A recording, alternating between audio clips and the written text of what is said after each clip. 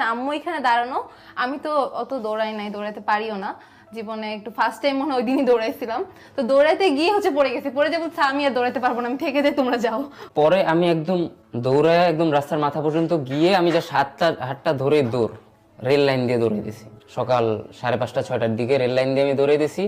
আর পুরো মুভির কাহিনী, দুই পাশ দিয়ে দুইটা ট্রেন যাইতেছে, মাঝখান দিয়ে পাথরের উপর দিয়ে দৌড়াইতেছি, দৌড়ানো সম্ভব হইতেছে না। আর এরপরে পিছনে আমার পিছনে হচ্ছে ওর আব্বু আর ওর চাচা হচ্ছে দৌড়াচ্ছে, সো আমার ফ্রেন্ডরা অনেক হেল্প করছে। খুবই অকওয়ার্ড লাগবে জিনিসটা বলতে, বাট একটা খুবই বৃদ্ধ কাপল, তারা হয়তো জগিং বা মর্নিং ওয়াক শেষ করে রিক্সায় ছিল, সো তাদেরকে আমি কোনোভাবে কনভিন্স করে যে রিক্সার থেকে নামায় ওই রিক্সায় আমি উঠা দৌড়। ও বলছে আঙ্কেল প্লিজ নামেন, আজকে যদি আপনি না নামেন তাহলে জীবনে সবকিছু আমার শেষ হয়ে যাবে। ঠিক আছে, তো ওইরকম ভাবে আমি আসলে ওই রিক্সাটাতে উঠি এবং এত ব্যাড লাক আমার যে আমি